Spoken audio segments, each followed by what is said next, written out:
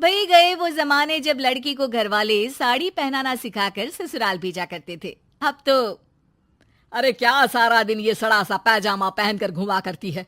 अरे कभी चुन्नी वाला सूट भी पहना कर। चुन्नी वाला सूट उसमें कौन सा बड़ा काम है। ये लो। राधा अंदर जाती है, पजामे के ऊपर ही कुर्ता और दुपट्टा डाल आती है।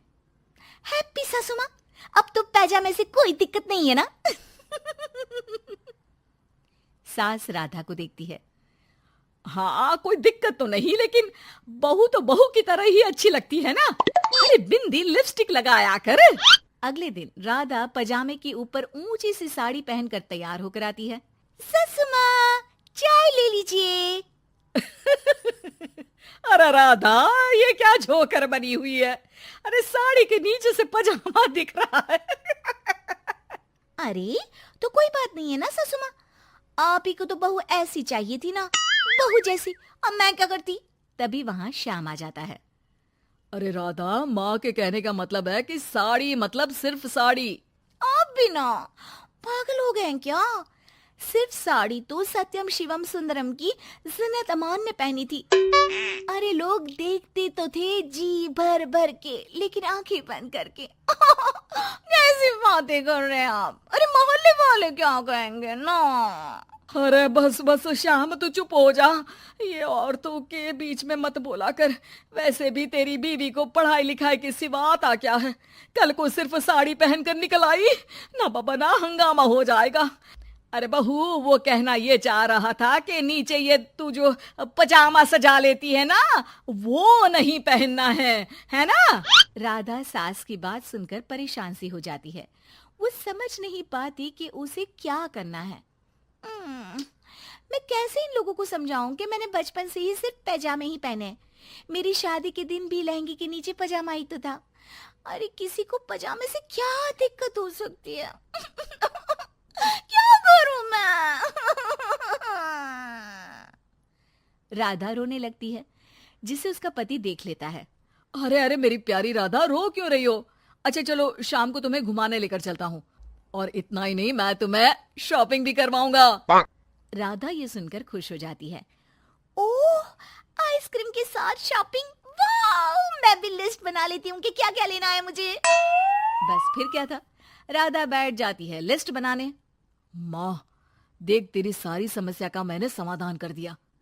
अरे ऐसा क्या कर दिया, पजामे वाली को छोड़ दिया क्या तूने। अरे कैसी बात कर रही हो माँ, पजामे वाली नहीं, राधा नाम है उसका। तभी डोरबेल बजती है और पड़ोस की चाची घर आती है। उनके हाथ में एक पजामा होता है। अरे मैंने सोचा कि ये कपड़ा सड़क पर गिरा था, किसी ने सुखाने डाला होगा। अब ना ये पेटीकोट जैसा था, ना ही पतलून जैसा। तभी मैं समझ गई ये राधा बहू का पजामा होगा। तो पहनती है ना ये। अरे चाहे पार्टी वेयर हो या फिर घर का कपड़ा, तुम्हारे बेटे की शादी के एल्बम देख रही थी, बहू ने तो लहंगे के नीचे भी पजामा पहना था। ठीक है चाची, दे दिया ना पजामा। अब पजामा पुराण मत सुनाओ, चली जाओ।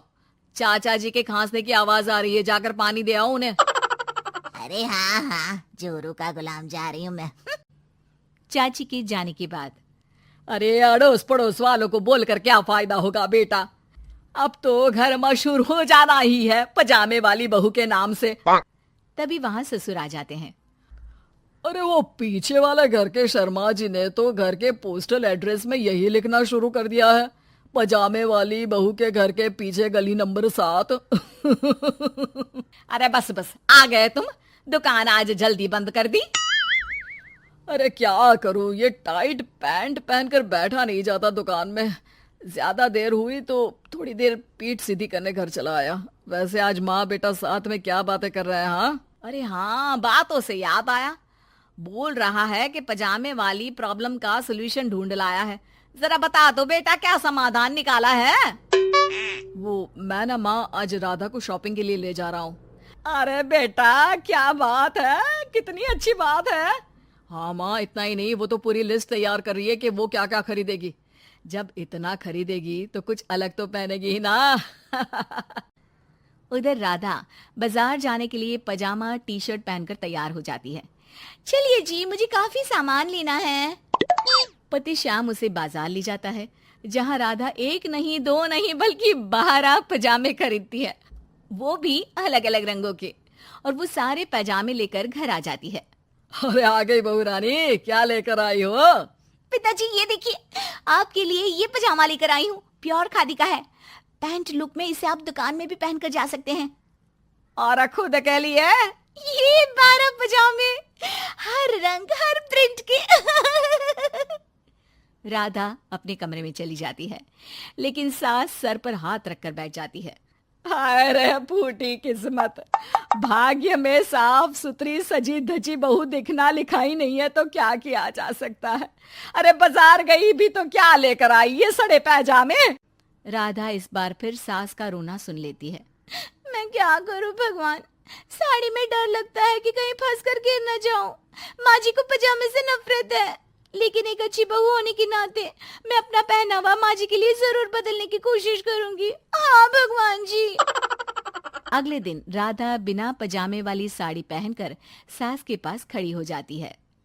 हाय रे, सूरज आज कहाँ से निकला है? अरे राधा बहू ने साड़ी पहनी है, वो भी पजामे के बिना। अरे वाह वाह बहू, तू तो राजकुमारी लग रही है। अरे लेकिन एक जगह खड़ी क्यों है? वो माँ जी इसलिए कि मैं गिर सकती हूँ। अरे हाँ जी, हमने तो 4 तल्ले के मकान को एक कर रखा था, ऊपर नीचे सारा घर संभाला था, वो भी साड़ी में। अरे कैसे गिरेगी तू, मैं भी तो देखती हूँ। जा छत से कपड़े लेकर आ। ना माँ जी, मुझसे नहीं होगा, मैं गिर जाऊंगी साड़ी में फंसकर। लेकिन सास नहीं मानती और राधा को साड़ी पहनकर छत पर जाना पड़ता है। लेकिन जैसे ही वो सारे सूखे कपड़े लेकर उतर रही होती है तो सीढ़ियों से गिर जाती है। फिर क्या? ओह, इनको काफी गहरी चोट आई है, लगता नहीं कि। नहीं डॉक्टर साहब, ऐसा मत बोलिए। अरे सारी गलती मेरी है डॉक्टर साहब, मेरी बहू को बचा लीजिए। अरे हाँ, वो बच जाएंगी, लेकिन चोट भरने में देर लगेगी। धीरे धीरे राधा ठीक हो जाती है और एक दिन जब पहली बार वो ठीक होकर कमरे से बाहर निकलती है तो देखती है कि सास ससुर पति सब पैजामे पहनकर खड़े होते हैं। देखा बहू, कैसा लग रहा है ये पैजामा? वैसे बहू सही में ये बड़ा कंफर्टेबल है। हाँ, अरे अब तो इसे पहनकर मैं इतने आराम से दुकान में बैठता हूँ कि कितने ही ग्राहक क्यों ना आ जाए, फटाफट काम होता है। मुझे माफ कर दीजिए माँ जी, मैं साड़ी पहनने की पूरी कोशिश करूंगी। अरे नहीं बहू, मुझे माफ कर दे, तूने घर के लिए मेरे लिए बहुत त्याग किया। बेटा इंसान पहनावे से नहीं बल्कि अपने कुशल व्यवहार से सबका प्यार पाता है। हमें तो अब बस पजामे वाली ही बहू चाहिए।